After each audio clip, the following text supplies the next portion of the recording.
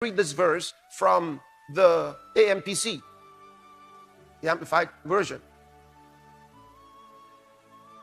Look what it says.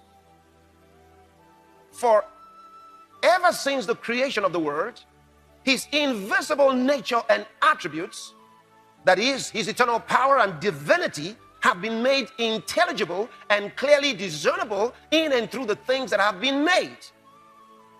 That's what I just said.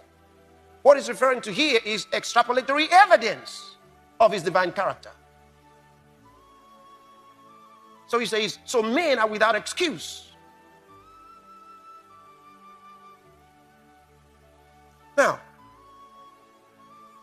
remember, when Jesus came, what was he like? Yesterday I told you he was one of a kind. He was unique. He was God's only born, the only born, monogenes, only one of a kind. Only one of a kind.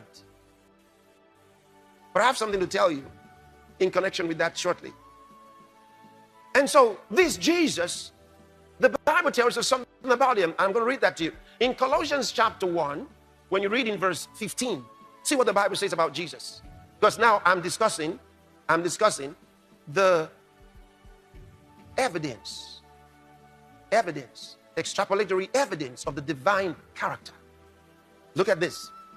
Talking about Jesus Christ, he gets to this verse 15, says, who is the image of the invisible God?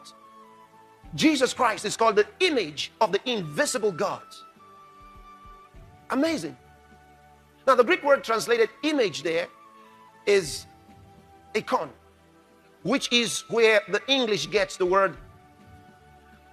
It means the resemblance, the profile. So Jesus Christ is the profile of the invisible God. He says God is invisible, but if you want to know what he looks like, if you want to know what God looks like, he says Jesus is the image, is the profile of the invisible God. This is amazing. This is amazing. He's describing who Jesus is to you so that you can know him. Now you can better understand the words of Jesus that he spoke by himself in St. John's Gospel chapter 14. Let's read from verse number 8. From verse 8. Philip, one of the disciples, said unto him, Lord, show us the Father, and it sufficeth us. Show us the Father and we'll be okay. That'll be sufficient for us.